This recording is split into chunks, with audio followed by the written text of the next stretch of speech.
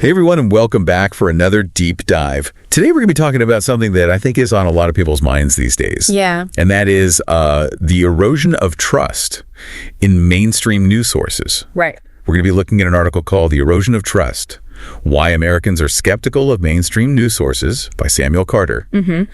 And, this deep dive is for you if you've ever felt frustrated or confused by the news, or if you're just curious about the forces that are shaping how we all perceive information. Absolutely. So let's jump right in. Okay. The article argues that many Americans view mainstream news as basically propaganda, Yeah. pushing agendas, Yeah. rather than just reporting objective facts. It's a powerful word, isn't it? Propaganda. It is. And I think, the way Carter uses it in this article, it's not just about disagreeing with a news story or feeling like it's biased. Right. He's suggesting a more deliberate attempt to sway public opinion, Yeah. And he points to some pretty specific factors that contribute to this perception. Well, it talks about how so many news outlets are owned by these giant corporations. And it's like, how can those business interests not have some influence on what's being reported? It's hard to imagine they wouldn't. Right. And Carter actually uses a really good example of this in the article. What's that? He says, imagine a media company that has a huge stake in the pharmaceutical industry. Okay. Now, how likely are they to report critically on, say, controversies surrounding drug pricing or healthcare policies? Right. It's tough, right? Even subtle bias can have a big impact. Totally. And then there's the whole issue of political bias. Carter specifically calls out a left-wing slant in mainstream media. Yeah, and that's definitely a perception that a lot of people share, and Right. it's fueled a lot of debate. For sure. But actually, measuring bias objectively is really tricky. What one person sees as biased might just be, reflecting a different set of values to someone else. I see what you mean. It's like we all bring our own baggage to how we interpret the news, right? Absolutely. Now, Carter also talks about how news outlets pick and choose which stories they're going to cover and how they cover them. Yeah. And that seems like that could definitely skew things, Oh, for sure. even if the facts themselves are accurate. Absolutely. It's about framing the language used, even the images that are chosen. All of that plays a role in shaping public perception. So can you give me an example? Well, think about, coverage of a natural disaster, for example. Okay. One outlet might focus on the government's response. Another might highlight these incredible stories of individual resilience. Yeah. Both are true, but the emphasis creates a very different narrative. It's not about lying then. It's about which truths get amplified. I think that's a great way to put it. And that kind of leads perfectly into the next big point that Carter makes, which is the whole issue of misinformation, and, the term fake news gets thrown around a lot. It's everywhere. It feels like we're drowning in it. Yeah. What kind of impact is this really having? Well, I think one of the most immediate consequences is that it just erodes trust even further in all news sources. You mean? Think about it. Even small errors or retractions can chip away at credibility. Yeah. It makes people think, well, if they got this wrong, what else are they getting wrong? It's like that boy who cried wolf situation, right? Yeah, Once you've been misled, it's hard to know what to believe. exactly. And then you add the speed and reach of social media into the mix. Oh my God. Yeah. Things can go viral in a heartbeat. Exactly. A misleading story can reach millions of people before fact checkers can even blink.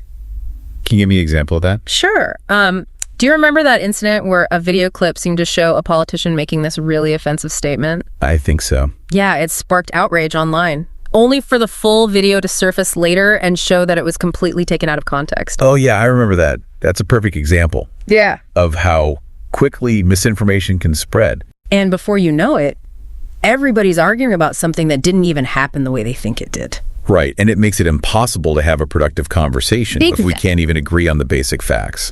And that's where it gets dangerous. It's not just about eroding trust in the media. It fuels this polarization because it creates these separate realities where people are consuming and sharing these very different versions of events. And speaking of contentious topics, Carter doesn't shy away from the claim that mainstream news is pushing a radical left-wing agenda. Right. So how do we unpack that statement? Carefully, I think. It's definitely a hot button issue. And while, dismissing it outright would be dismissive of a viewpoint that a lot of people hold, Right. it's important to remember that Carter is expressing an opinion here, Okay. not necessarily a proven fact. So what are the specific things that he brings up to support this claim? Well, one of his key arguments is that the media focuses too much on identity politics. Instead of focusing on other things that are also important. Exactly. Economic inequality. Right. He argues that this constant spotlight on identity-related issues can create a perception that news outlets are pushing a specific social agenda rather than reporting on a wider range of concerns. Okay, so it's about perceived priorities. What gets covered prominently versus what gets less attention. Exactly. What else does Carter point to as evidence of this so-called radical left-wing agenda? He brings up the concepts of censorship and cancel culture. Oh, boy. Which he argues are prevalent in mainstream media. These are definitely buzzwords that we hear a lot. They are. Can you break those down for us a little bit in this context? Sure. Censorship in this case refers to the idea that mainstream outlets are suppressing or silencing viewpoints that don't align with the perceived liberal bias. Okay. Cancel culture is a related idea. It's the notion that individuals, often public figures, are being ostracized or canceled for expressing views deemed unacceptable by this same dominant ideology. So people feel like they can't speak their minds. Or express certain opinions without fear of backlash. Exactly. And Carter argues that this perceived suppression of dissenting voices contributes to this feeling that mainstream news is pushing a specific agenda rather than fostering open and honest debate. It's like, even if you don't agree with the radical left-wing agenda argument, the fear of being silenced itself can be a very powerful force in shaping how people view the media. Absolutely. And Carter also uses the term woke ideology a lot. He does. What does that even mean in this context? It's a complicated and often debated term. But generally it refers to this heightened awareness of social justice issues. Particularly those related to race, gender, and inequality. And why is that causing such a strong backlash? Well, some people argue that this focus on wokeness has gone too far. That it's become a form of moral policing that stifles open discussion and demonizes anyone who doesn't fully embrace its principles. So it's less about disagreeing with the issues themselves and more about the way they feel those issues are being discussed and enforced. I think that's a good distinction. It's like, you know, the difference between supporting equality and feeling like you're being told what to think. Exactly. And Carter argues that this perceived wokeness in mainstream media further contributes to this feeling of distrust and alienation. That a lot of people feel. And it all comes back to differing values and how those values are reflected in the news we consume. It's a really interesting point. So if people are losing trust in mainstream news sources, where are they turning for information? That's a great question. And that leads us to the rise of alternative news sources, which we'll be delving into in the next part of our deep dive. Sounds good. So we've talked about, why people are losing trust in mainstream news. But if they're not getting their news from, the usual places, where are they going? Well, Carter talks about this rise of alternative news sources as a possible response to this, this disillusionment. But is that really a solution? It's definitely a trend worth examining. One avenue that people are exploring is independent journalism. You're seeing more and more independent journalists and outlets often operating online who are attracting these audiences that are disillusioned with mainstream media. So what is it about these independent sources that appeals to people? Well, they often brand themselves as being more objective, less influenced by corporate interests or political agendas. It's kind of a refreshing change for people who feel like mainstream news has become, too partisan or beholden to certain narratives. But is that really true, though? Are these independent sources truly more objective? That's the key question, right? And it's not always easy to answer. Even independent journalists have their own perspectives and biases. And they can be just as susceptible to errors or, misleading information as mainstream outlets. So it's not a magic bullet solution. We still need to be careful about what we read and believe. No matter where the information is coming from. It all comes back to critical thinking. What about citizen journalism? That's become a huge part of the news landscape, especially with social media. Absolutely. Citizen journalism has the potential to be incredibly valuable. In what way? Well, it can provide on-the-ground perspectives that traditional media might miss. Oh, I see. It can give a voice to marginalized communities, and it can shed light on underreported issues. But I imagine there are some downsides to that as well. What are some of the potential pitfalls of citizen journalism? Well, the biggest concern is just the lack of editorial oversight and fact-checking. With citizen journalism, there's often no one to verify the accuracy of the information being shared. So it's even more important for us as consumers of information to be critical and do our own research. Absolutely. We can't just blindly trust anything we see online, no matter how compelling it might seem. So let's circle back to Carter's call for some potential solutions to this, this erosion of trust. Okay. He emphasizes transparency and accountability as crucial first steps. Yeah.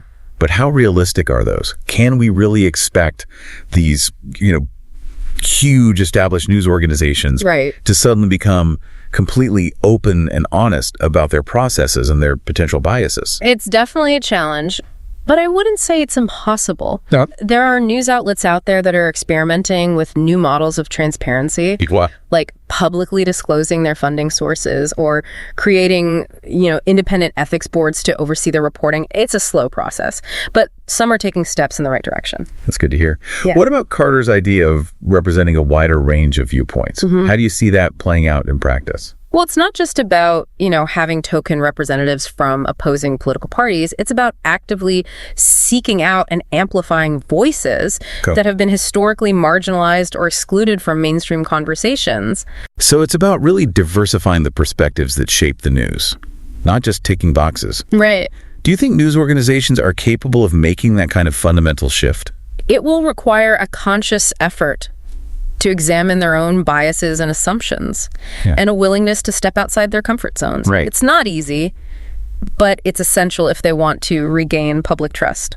It's like we were talking about earlier. Critical thinking isn't just for news consumers. News producers need to embrace it as well. Absolutely. Okay, so we've discussed a lot of complex issues here. Right. But what does all this mean for the average person? Yeah. Scrolling through their news feed. Right. How can we be more discerning consumers of news in this, incredibly overwhelming information landscape? It starts with being aware of our own biases. Okay. We all have them, and they can unconsciously shape how we interpret information. So how do we do that? Well, ask yourself, what are my preconceived notions? Am I only seeking out information that confirms my existing beliefs? So it's about being honest with ourselves. Yes. And being willing to challenge our own perspectives. I think so. What else can we do to kind of navigate this minefield of information? Diversify your sources. Okay. Don't just rely on one news outlet or one social media feed.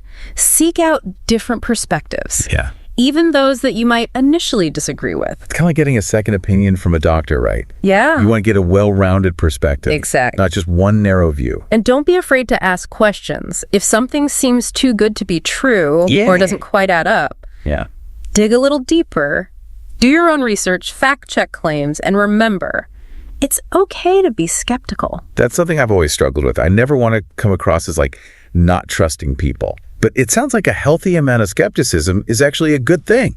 It is. Skepticism isn't about being cynical or distrustful. It's about being a critical thinker.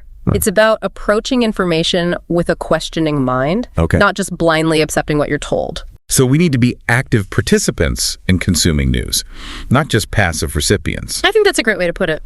And what about conspiracy theories?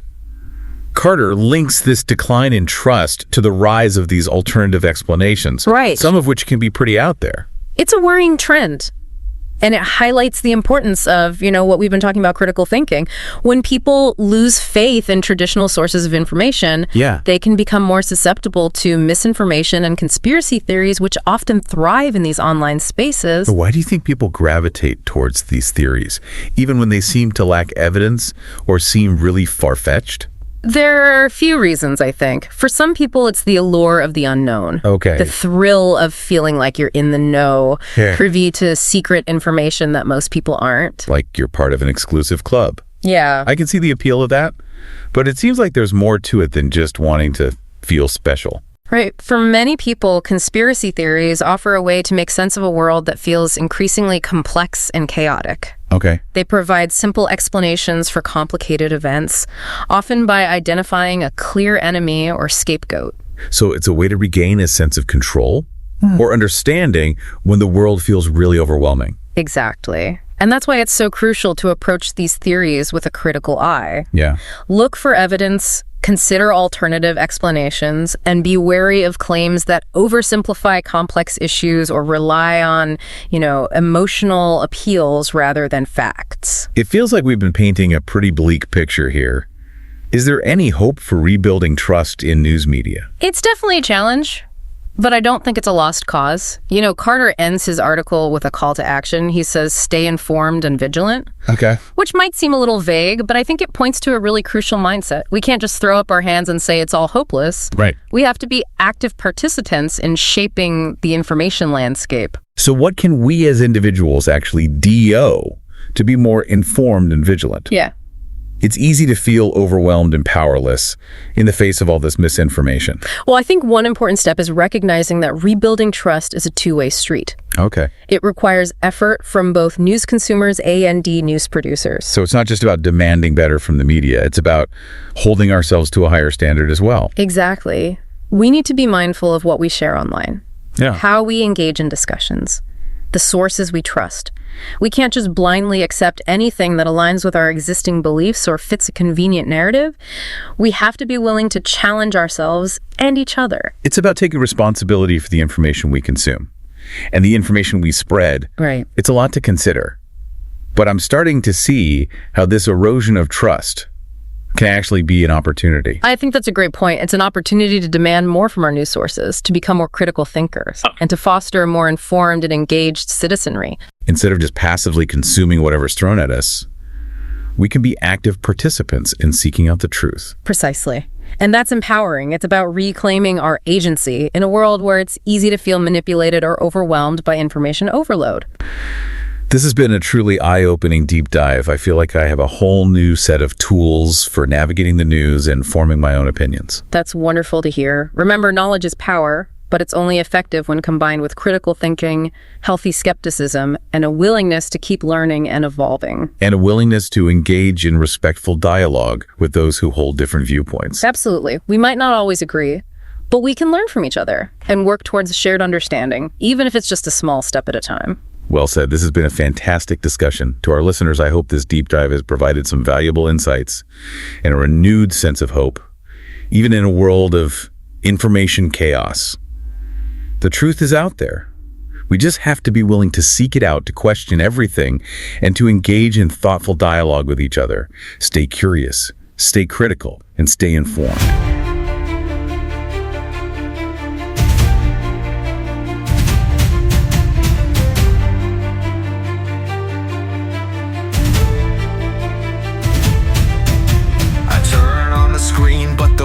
Feel so hollow. Headlines scream, but the truth's hard to follow. They sell us fear, they twist the frame. One-sided stories playing their game.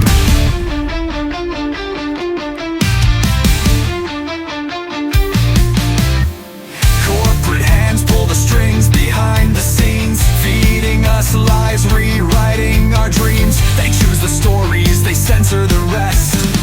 A world divided at their behest. Who do we trust when the voices all lie? Truth buried deep while the echoes rise, spinning the news like a web of deceit. But we won't fall, we won't be beat.